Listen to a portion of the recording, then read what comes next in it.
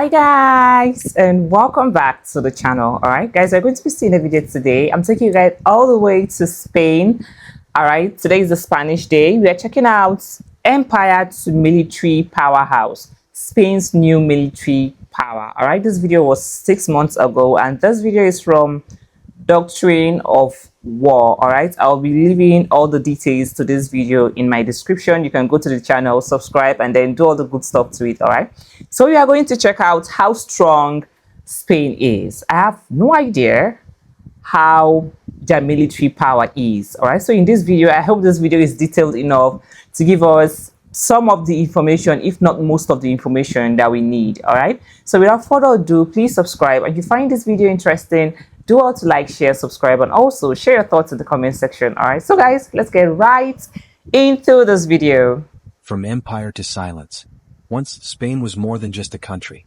It was the world's first global superpower. In the 16th century, Spanish tercios, formations of pikemen and musketeers, dominated Europe's battlefields.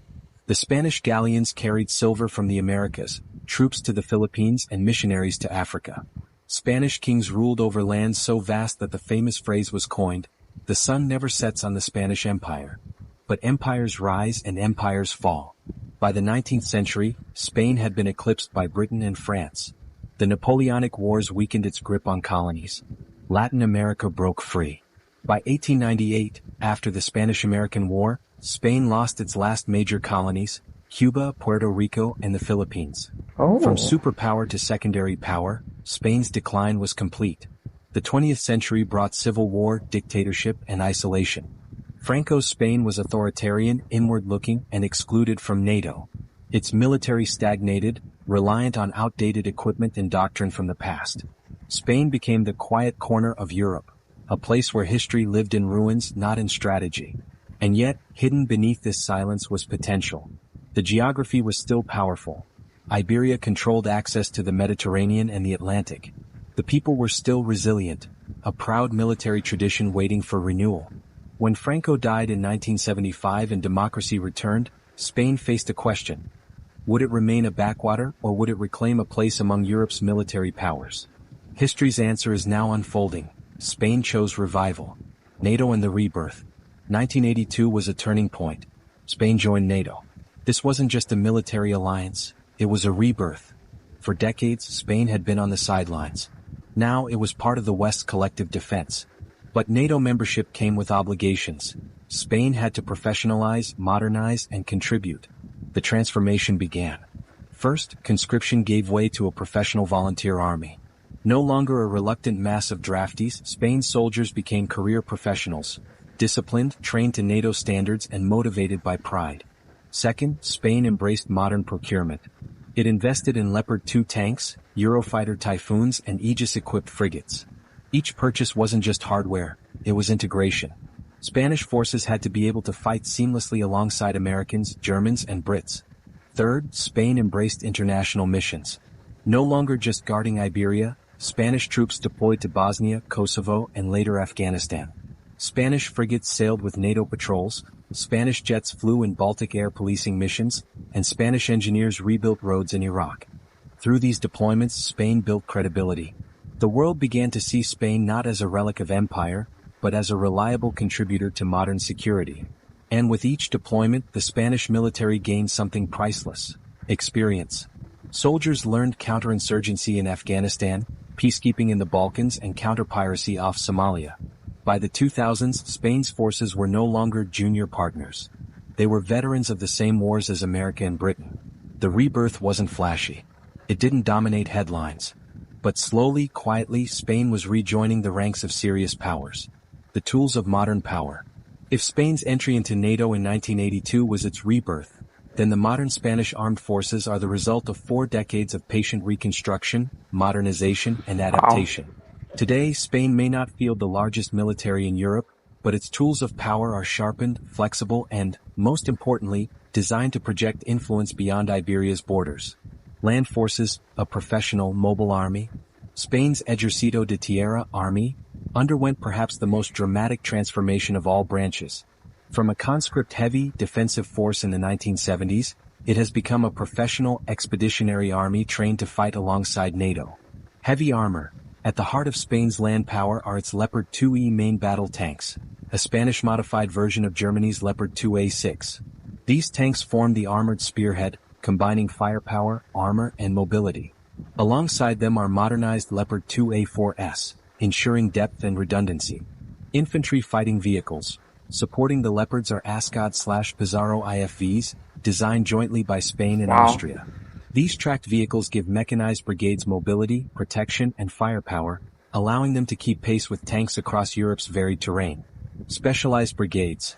Spain's army is divided into a mix of mechanized, light infantry, and mountain units. The elite Brigada de Cazadores de Montaña Aragon, trained specifically for combat in the Pyrenees, crucial terrain if Spain ever faces conflict in northern Europe. Meanwhile, paratrooper and marine brigades are trained for rapid deployment, both within Iberia and abroad. Special operations. The jewel of the Spanish army is the Mando de Operaciones Especiales, MOE, headquartered in Alicante. Often compared to the U.S. Green Berets, these operators specialize in counterterrorism, deep reconnaissance, and surgical strikes. They have deployed everywhere from Afghanistan to Mali, giving Spain disproportionate capability in high-value missions. But Spain's army isn't designed for large-scale invasion. Its doctrine emphasizes mobility, rapid deployment, and multinational integration. The goal is to reinforce allies, stabilize regions, and protect Spanish interests abroad. Naval forces, the silent pride of Spain. If the army reflects Spain's modernization, the Armada Española, Navy, reflects its ambition. Spain's Navy is not only one of the most capable in Europe, but also a global export brand, thanks to its world-class shipbuilding industry. Frigates with Aegis. The Álvaro de Bazán-class frigates, F-100, are Spain's pride. Equipped with the U.S.-made Aegis combat system, these ships can track hundreds of targets and coordinate air defense for entire fleets.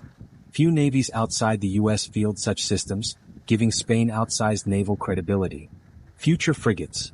The next-generation F-110 class frigates, under construction by Naval, will enhance anti-submarine warfare and electronic warfare capabilities.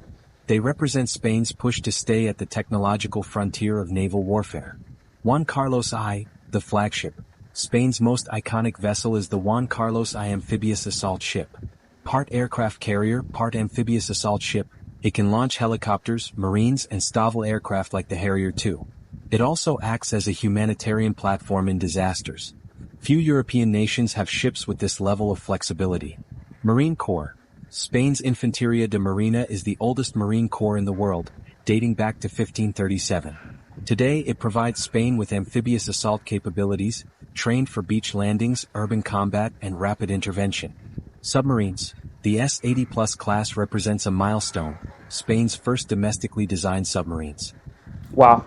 With this analysis in this video, it shows that Spain is awake. Their hard work towards the modern warfare system is showing, all right? It's becoming so obvious, and it seems as if they're creeping their way to the top already, and this is really wonderful. There's nothing as good as being independent and also having something to show for it, all right? So this is really good. Equipped with air-independent propulsion, AIP, they can remain submerged longer, making them stealthier hunters in the Mediterranean. Global reach. Spain's navy is not just for Iberian defense. It routinely deploys to the Indian Ocean for anti-piracy, to the Gulf of Guinea for maritime security, and to the Caribbean for humanitarian missions. The Spanish Navy is more than a fighting force. It is a symbol of Spain's blue water ambitions, ensuring Madrid has a voice in global maritime affairs. Air Forces, guardians of the skies. The Ejército del Aire y del Espacio, Air and Space Force, is Spain's shield and its spear. Eurofighter Typhoon. Spain operates over 70 Eurofighter Typhoons, providing air superiority, interception, and precision strike capabilities. These jets patrol Spanish skies, but also deploy to NATO's Baltic air policing, showcasing Spain's reliability to allies. F/A-18 Hornets. Though aging, Spain's Hornets remain valuable, especially for naval aviation. They are often deployed aboard the Juan Carlos I for carrier operations. Strategic airlift. The Airbus A400M Atlas, built in part in Spain, gives the Air Force heavy lift capacity. It can move tanks, supplies, or troops to Africa or the Middle East quickly, a critical enabler for Spain's expeditionary doctrine. Aerial refueling and ISR. Spain operates Boeing 707 tankers, being replaced by A330 MRTTs, and surveillance aircraft, extending its range and enhancing situational awareness. Space Command. Recently, Spain created its own Air and Space Command, recognizing that satellites and orbital assets are now part of national defense. This puts Spain in the vanguard of European nations acknowledging the importance of the space domain. Future plans include participation in the FCS Future Combat Air System, a Franco-German-Spanish program to build a sixth-generation fighter. If realized, this will place Spain at the heart of Europe's most advanced aerospace project. Cyber, drones, and the future of war. Spain is also adapting to the new domains of war. Cyber defense. Spain has created a dedicated Joint Cyber Defense Command, tasked with protecting government networks, countering foreign interference, and developing offensive cyber capabilities. Drones and UAVs.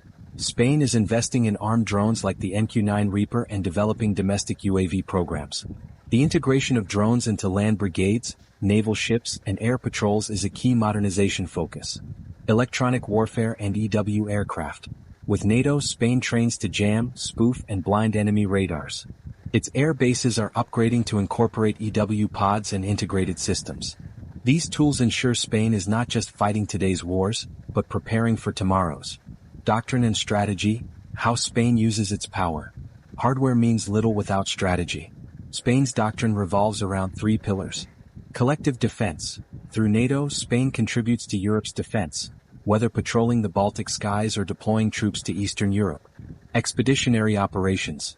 Spain prioritizes rapid deployment to Africa, the Middle East, and the Mediterranean.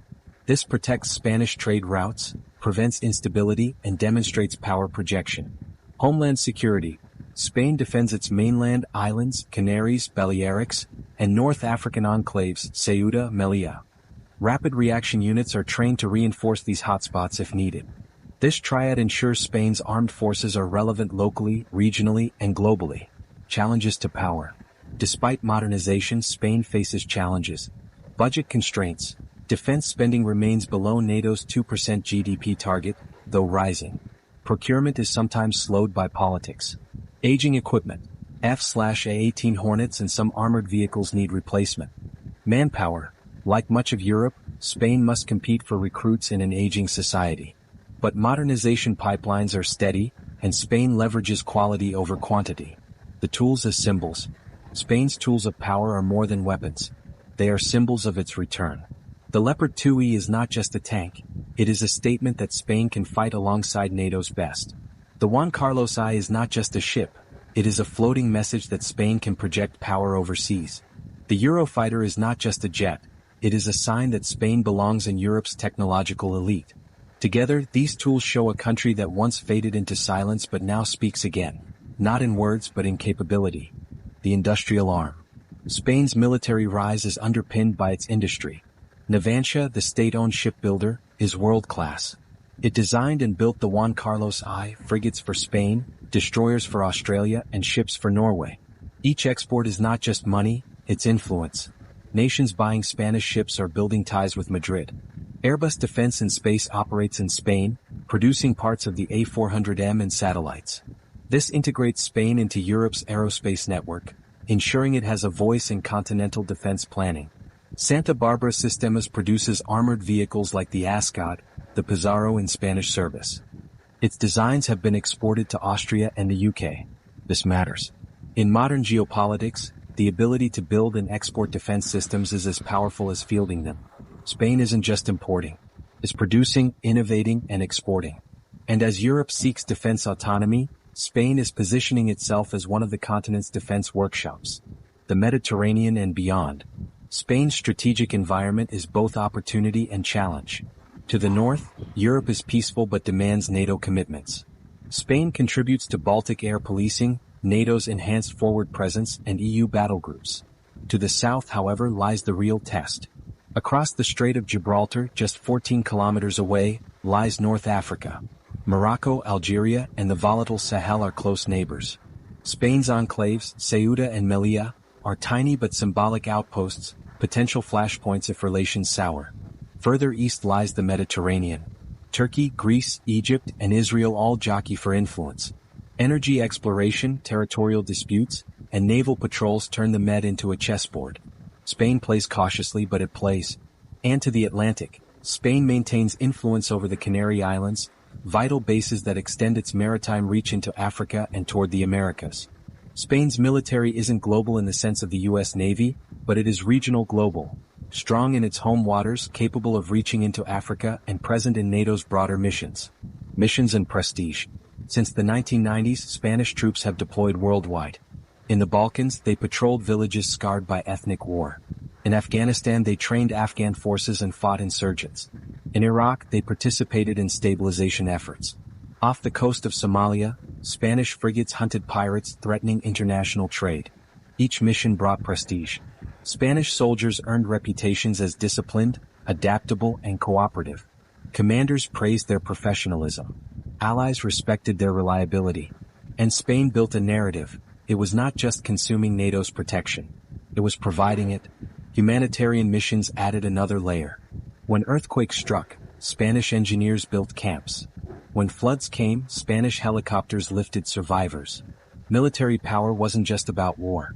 It was about service, and Spain used it to build soft power, politics and ambition. Spain's politics are often divided, left and right, regional and national. But on defense, a consensus has emerged. Spain must contribute to European security. Madrid positions itself as a bridge between Europe and Latin America, between NATO and the Mediterranean.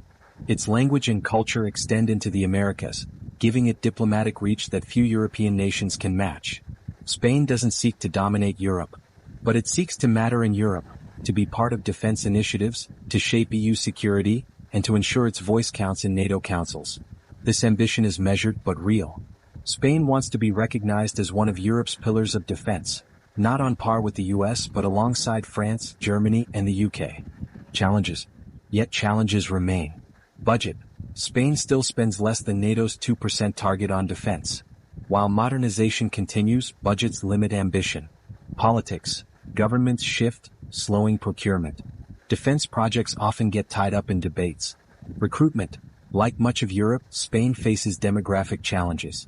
An aging society means fewer young recruits. But each challenge has a counter. Budgets are rising, procurement pipelines are maturing, and recruitment campaigns target not just numbers but quality. Spain knows it cannot field the largest military, but it can field one of the most professional. The future. Looking ahead, Spain's trajectory is clear.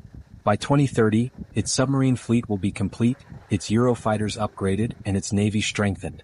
By 2040, the FCS will give it sixth-generation air power. By 2050, Spain could command a force that is fully networked, drone-augmented, and capable of projecting power across Africa and the Atlantic. Spain won't rival the US or China, but it will be a regional global power, decisive in Europe, influential in Africa, and relevant worldwide. The silent rise. Spain's rise is not loud. It is not boastful. It is steady. From empire to isolation, from dictatorship to democracy, Spain has rebuilt. Its armed forces are modern, professional, and respected. Its industry exports globally. Its navy sails confidently. Its air force patrols skies across Europe. Its army stands ready. This is not conquest. It is credibility, not aggression. Relevance. Spain once ruled the world. Today it doesn't seek empire, but it seeks to matter. And in the 21st century, that is how superpowers rise. The sun may have set on the Spanish Empire, but on the Spanish armed forces, the sun is rising again.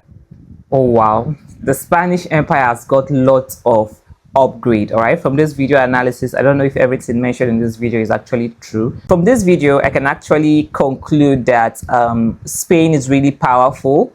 All right, aside the backup of NATO, I think they can actually punch above their strengths. All right, and with NATO's backing, they are obviously going to the top already. All right, so this is really wonderful. Let me know in the comment section if there are other upgrades that were not mentioned in this video. All right, thank you for watching. I will see you guys on my next one. Bye.